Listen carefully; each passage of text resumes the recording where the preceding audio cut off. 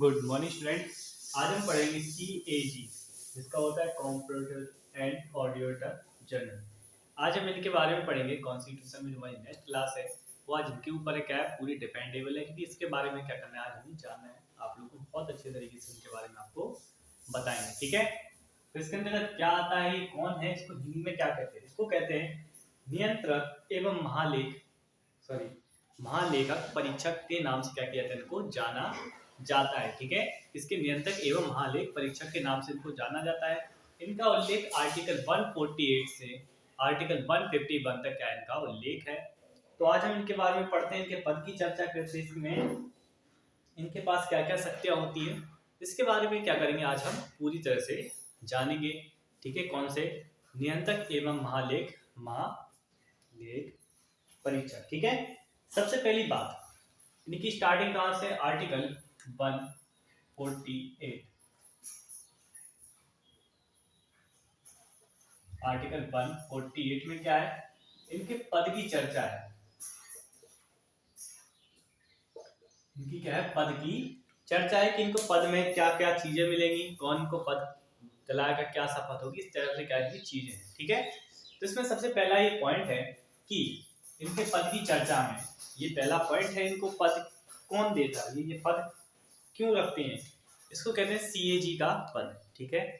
इसको कौन करता है? इसको प्रधानमंत्री क्या करता है, की सलाह पर राष्ट्रपति इस पद पर क्या करता है, किसी व्यक्ति को चयनित करता है। क्या किसकी सलाह पर करता है? PM की सलाह पर कौन करता है? राष्ट्रपति। जब PM आके बोलेगा कि हमें CAG के लिए इस व्यक्ति के लिए इन व्यक्ति को चुनना है, और तब क्या करेगा वो प्रधानमंत्री? इस तरह से नहीं चुनते, वैसे उनको पता है इस व्यक्ति को रखना जरूरी है या नहीं, तो क्या करता है, इस तरह से क्या करता है, वो राष्ट्रपति को सलाह देता है कि हम निरंतर लेख परीक्षक के जगह किसको चुनना चाहते हैं, किसी को और को चुनना चाहते हैं, कोई और होगा पहले पद, फिर किसी और को चुनना चाहते हैं, तो PM की सलाह पर क्या करेगा, राष्ट्रपति उस पद पर किसी ऐसे व्यक्ति को बैठा लेगा जो उसके लिए उचित, ठीक है। इसका ध्यान रखेंगे। सबसे बड़ी बात आती है कि पद पर तो बैठ गया, बट उसकी आयु क्या होनी चाहिए? उसकी आयु होनी चाहिए, उसमें बोला गया है या तो पूरी 65 वर्ष तक, जब तक उस जैसे 60 साल में बैठा है तो 5 साल क्या कर सकता है, वो अपनी सर्विस दे सकता है इस CAG के पद के लिए। किसके लिए? CAG के पद के लिए। परंतु अगर उसकी आयु कितनी है, उसकी आयु है मान लो 55 साल, 55 साल में क्या किया, उसके लिए चुन लिया गया, तो उसको कितना टाइम देना पड़ेगा? 65 साल या 6 वर्ष, जो भी क्या हो निकटतम हो। ऐसा नहीं होगा हम 65 को हम 6 साल पद पे रहेंगे, तो ऐसा थोड़ी ना होगा। तो जो भी इसमें से निकटतम CAG पद के लिए या तो 65 साल की आयु पूर्ण कर लेगा तो उसको हटा देंगे, या 6 वर्ष तक क्या करेगा, वो कार्यकाल पर रहेगा। किसके? CAG के, ठीक है। किसके? CAG के नियंत्रक एवं महालेख परीक्षक के पद पर, ठीक है। और ये किसी राष्ट्रपति के पश्चात प्रगति नहीं ऐसा कि राष्ट्रपति पैसा देगा तभी, ऐसा इसको खुद की सैलरी मिलती है। क्या मिलती है? इसको खुद को सैलरी मिलती है, ठीक है। और इसको महाभियोग की प्रक्रिया के द्वारा ही क्या किया जाता है, इसको पद से त्याग करेगा। ये ऐसा नहीं है कि उसने बोला कि आज पद पे रहो कल हट जाओ, ऐसा नहीं होगा, ठीक है। मतलब कि एक राष्ट्रपति के से थोड़ा इसकी क्या होगी, पावर्स बहुत कम होगी, बट एक तरीके से राष्ट्रपति के बाद राष्ट्रपति और PM के बाद इसके पास सबसे ज्यादा पावर होगी एक इस पद के ऊपर। क्यों? इसको किसके ऊपर? महाभियोग लगाकर हटा रहे हैं इसको, उपराष्ट्रपति को, राष्ट्रपति को और CAG को ही महाभियोग लगाकर क्या किया जा सकता है, प्रक्रिया लाकर ही हटाया जा सकता है, ठीक है। और इसके अंदर बोला है कि यदि ये अपना त्याग पत्र दे, यदि अपना क्या दे, त्याग पत्र दे, ठीक है। कौन? CAG। तो वो किसको देगा? ये अपना त्याग पत्र देगा,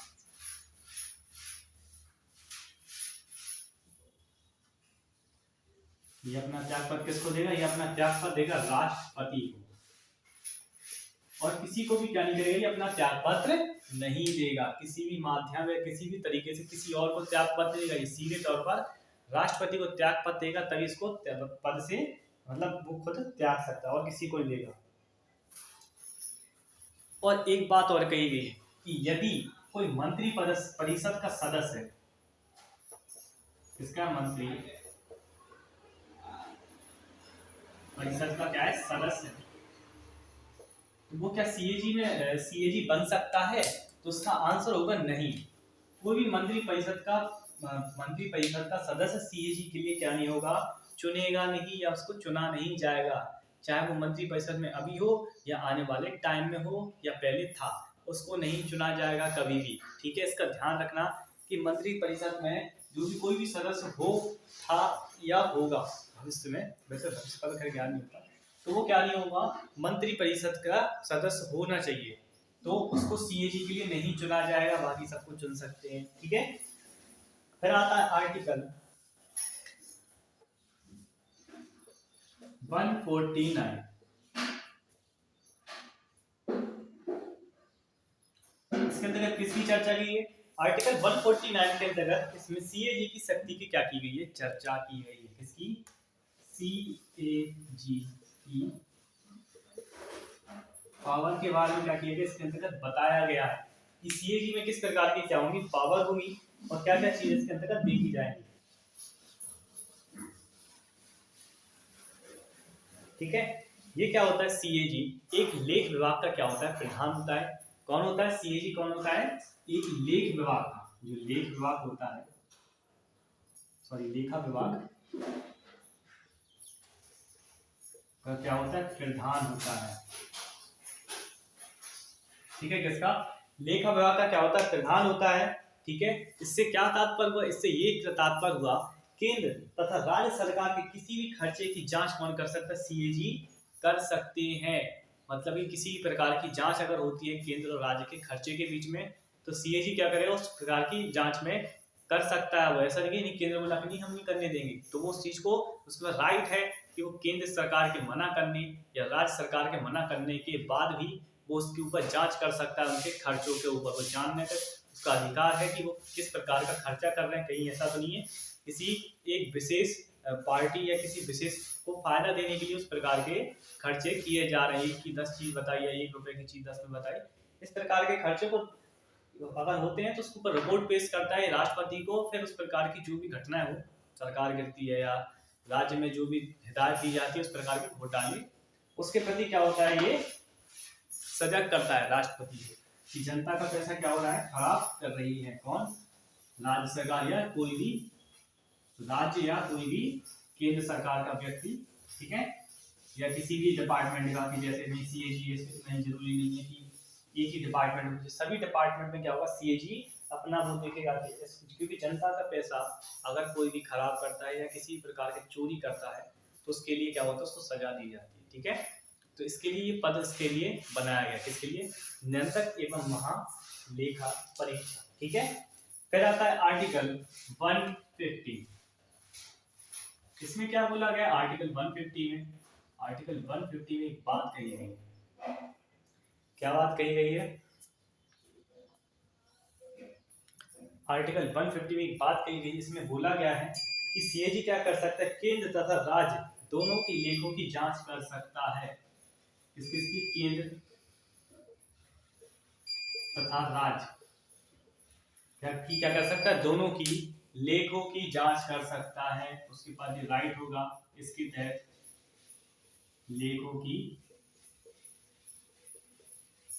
जांच कर सकता है। ऐसा नहीं है कि नहीं हम लेखों की जांच नहीं करेंगे, हाँ खूब पैसा उड़ाओ, जनता का पैसा, मतलब जनता का जो टैक्स से आप जो पैसा ले उसको खराब करो, उसको किसी विदेश में फंडिंग करो, ये सब नहीं होगा।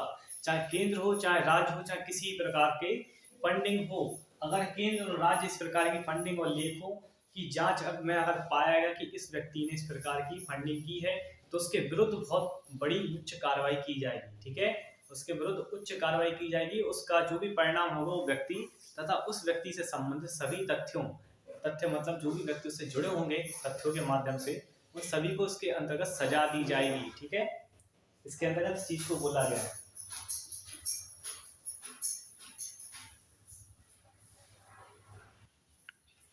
ठीक है, आर्टिकल 150 आपको समझ में आ गया होगा। ठीक है, अब चलते हैं आर्टिकल 151 जो हमारा लास्ट आर्टिकल है। कितना है? आर्टिकल 151।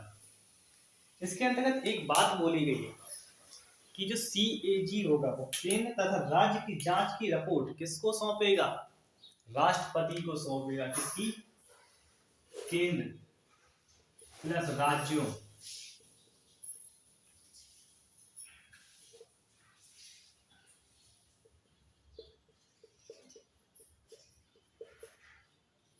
रिपोर्ट किसको सौंपेगा? राष्ट्रपति को। और किसी व्यक्ति को क्या नहीं करेगा? ये नहीं सौंपेगा।